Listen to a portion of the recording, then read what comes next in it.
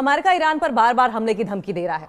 America कहता है कि हम खामनेई से नहीं डरते, बस थोड़ा सा समय ले रहे हैं सोचने के लिए, बस थोड़ा सा समय ले रहे हैं, बस थोड़ा और समय ले रहे हैं, थोड़ा और समय ले रहे हैं। हम खामनेई से डरते नहीं हैं, बस हम समय ले रहे हैं। ट्रंप की ईरान के खिलाफ हर चाल बेकार होती नजर आ रही है। खामनेई बोले हम डरते नहीं हैं, सीधा जवाब देंगे, घर में घुसकर मारेंगे। खामनेई की धमकी से अमेरिका की रणनीति फेल दिखाई दे रही है। ट्रंप की युद्ध की तैयारी, खामनेई का जवाब। अगर हमला हुआ तो पूरा मिडिल ईस्ट जंग करेगा, पूरा मिडिल ईस्ट जंग का मैदान बन जाएगा। अमेरिका आज भी सोच रहा है कि ईरान पर हमला करना है या फिर आराम से बैठना है। खामनेई ने ट्रंप को डूबते कष्ट की तरह पकड़ा है। अमेरिका बोले चलो फिर से बातचीत करते हैं। ट्रंप की धमकियां खत्म हो गई, खामनेई की चेतावनियां लाइव हैं। खामनेई की चेतावनियां आज भी लाइव है, आज भी उनका वो अग्रेसिव मोड जारी है। अमेरिका के पास अब डिप्लोमेसी के अलावा कुछ बचा ही नहीं। अमेरिका के पास अब डिप्लोमेसी छोड़ दी। खामनेई का रीजनल वॉर चेतावनी ने ट्रंप को सोचने पर मजबूर किया है। अमेरिका ईरान से क्या डर गया है? खामनेई ने चेतावनी दी है। खामनेई ने चेताया हमला क्षेत्रीय युद्ध में बदलेगा। ट्रंप का ईरान पर हमला टला क्या? अमेरिका की हिचकिचाहट और खामनेई की कड़ी चेतावनी, अमेरिका की धमकियों के बीच खामनेई का संदेश, हम डरते नहीं हैं, जवाब देंगे। ईरान के खामनेई ने कहा कि अगर हमला हुआ तो रीजनल वॉर होगी। अमेरिका पीछे हटने का सोच रहा है क्या? अमेरिका की सैन्य आशंकाओं के बीच खामनेई ने बड़ी वार्निंग दी है, युद्ध सिर्फ ईरान तक सीमित नहीं रहेगा, यह फैलेगा, जो फैलेगा तो अमेरिका को जलाकर राख कर देगा। आप समझिए, एक सिनेरियो इमेजिन कीजिए। कुछ लोग खड़े हैं, कुछ दोस्त खड़े हैं और उसमें अमेरिका कहता है देखिए ना, हमारे प्यारे अमेरिका भाई ने पूरी दुनिया को हमले की तैयारी कर ली है। पूरी दुनिया पर हमले की तैयारी वाली ये जो फिल्म है, और इस फिल्म का ट्रेलर इतनी बार अमेरिका ने दोहराया है कि अब कोई असली फिल्म कब आएगी किसी को समझ ही नहीं आ रहा है, या ये ट्रेलर तक ही सीमित रह जाएगा, फिल्म कभी आएगी ही नहीं। पहले यूएसएस अब्राहम लिंकन जैसे युद्धपोत अरबी सागर में तैनात किए और अमेरिका ने बार बार कहा देखो हम तैयार हैं, देखो हम तैयार हैं। कहा जाता है फिर ट्रंप साहब नए जोरदार बयान देते हैं कि हम तो बातचीत भी कर रहे हैं, और अगर नहीं हुई तो जैसा लंबा चौड़ा धमकी वाला, अगर तो मोड उनका ऑन हो जाता है। अगर बातचीत नहीं हुई तो, अगर ये नहीं हुआ तो, अगर वो नहीं हुआ तो, यहीं तक सीमित रह जाता है अमेरिका। अब ये बताइए कि अमेरिका इतना बड़ा देश है, इतनी ताकत है, इतने हथियार हैं, फिर भी जैसे कोई शादी में बुलाया गया लेकिन कपड़े पहनने के बाद ही सोचने लगा कि मैं जाऊं या ना जाऊं, मतलब मैं युद्ध करूं या ना करूं।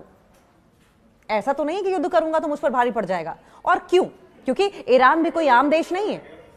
अमेरिका ये जानता है कि ईरान कोई आम देश नहीं है। उसने साफ कहा है कि अगर हमला होगा तो ये केवल ईरान तक सीमित नहीं रहेगा, बल्कि पूरा मिडिल ईस्ट जंग का मैदान बन जाएगा।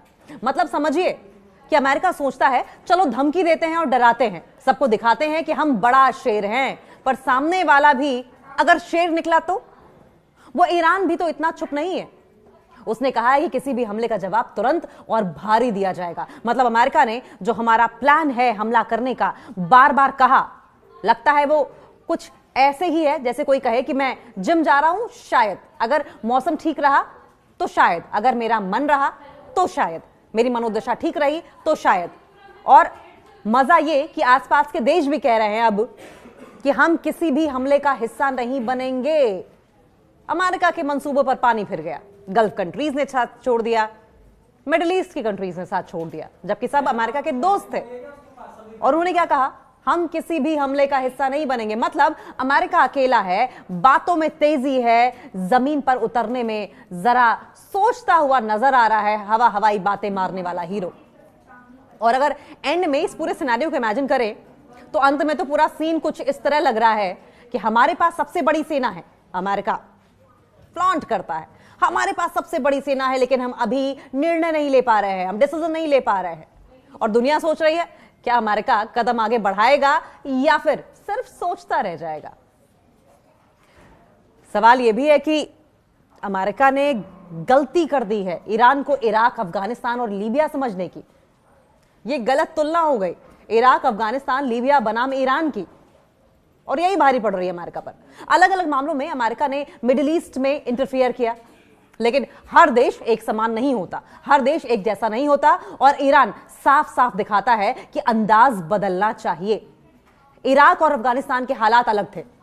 अमेरिका ने इराक 2003 और अफगानिस्तान 2001 में बड़े पैमाने पर सैन्य कार्रवाइयां की, जहां स्टेबल सरकारों को उलटना, सत्ता के सिंहासन से उखाड़ फेंकना और फिर पुनर्निर्माण का दावा करना।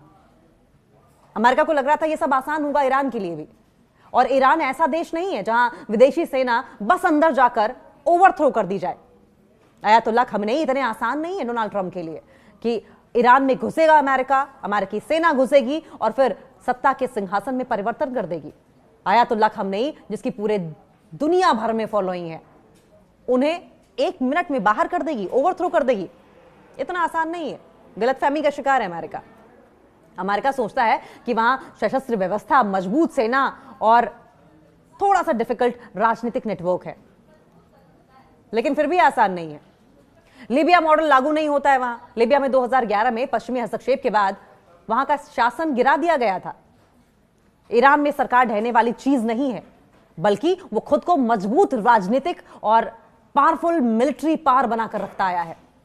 उसकी सीमाएं, स्वयं की शक्ति प्रणालियां और प्रॉक्सी नेटवर्क बाकी देशों की तरह नहीं है कि इतनी आसानी से उस पर कब्जा किया जा सके, हराया जा सके।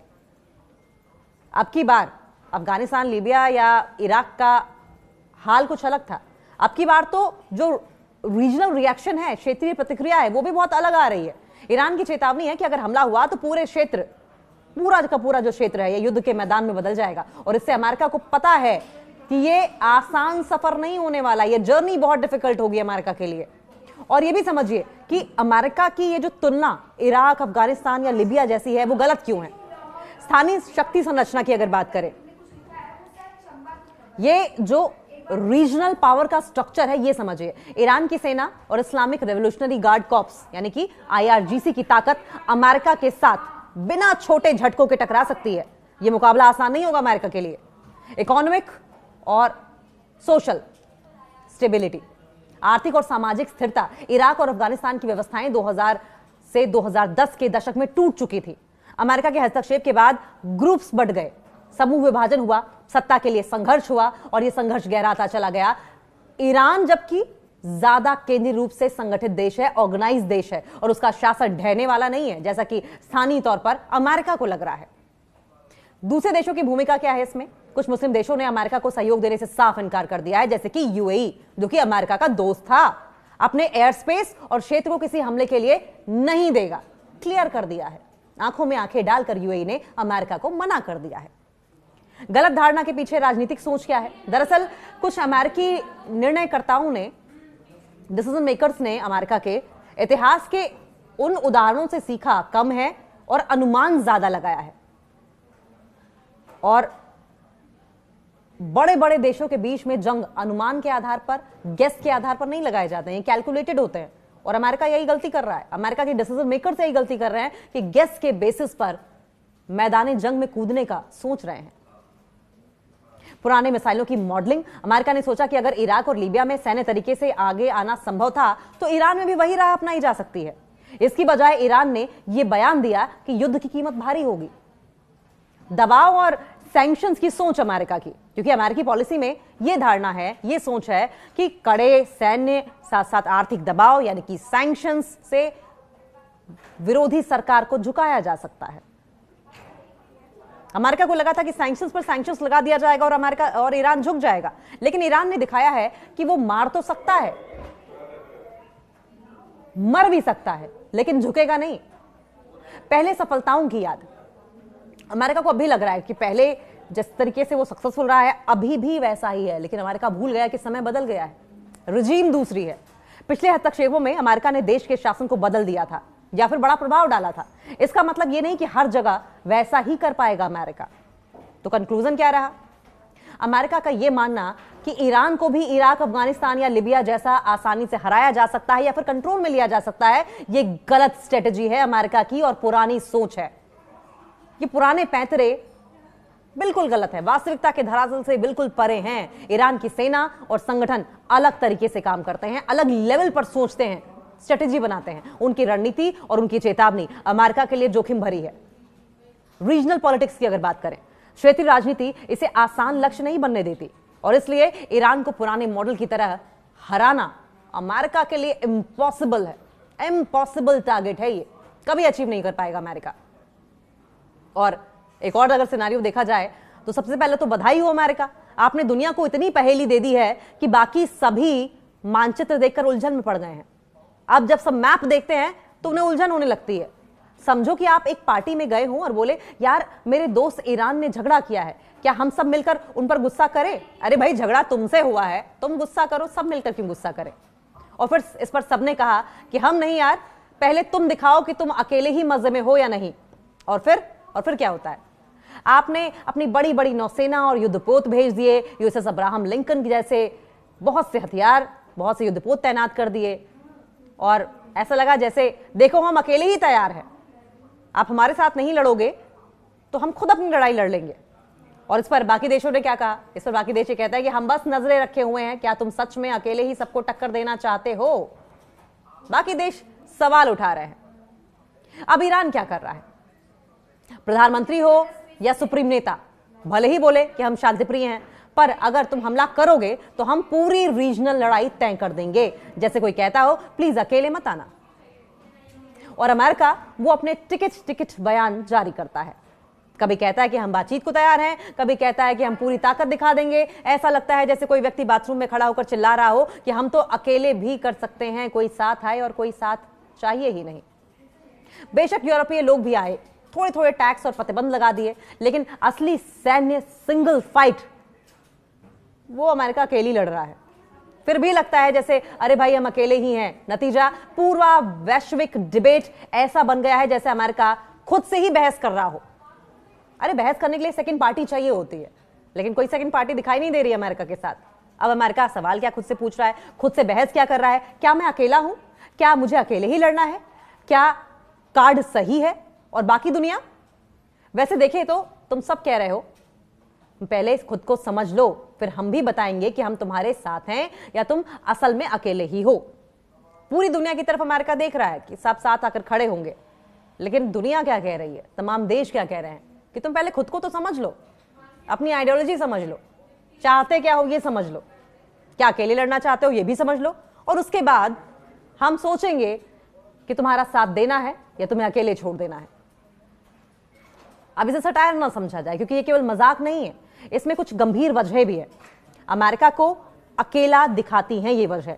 अमेरिका और ईरान के बीच में तनाव लंबे समय का है, जिसमें परमाणु मुद्दे, मिलिट्री थ्रेट्स और डिप्लोमेटिक विरोध भी शामिल है। कई मिडिल ईस्ट देश, भिंडारू ताकतें और क्षेत्रीय साझेदार अमेरिका को खुलकर समर्थन नहीं दे रहे हैं। कुछ देशों ने अमेरिका को खुले समर्थन देने से पहले कूटनीति, ऊर्जा और व्यापार हितों को तोलना भी शुरू कर दिया है। कंट्रीज दिमाग लगा रही हैं कि अमेरिका के साथ आने का मतलब ये तो नहीं होगा कि हमारा नुकसान हो जाएगा, हमारी आवाम का नुकसान हो जाएगा। अंत में अगर एक टिप्पणी पे, एक स्टेटमेंट के जरिए समझा जाए तो अगर अमेरिका को स्पॉटिफाई पर अकेला प्लेलिस्ट मिलता तो शायद उसका नाम होता बीट्स ऑफ वॉर। यहां वॉर, वहां वॉर, हर जगह वॉर।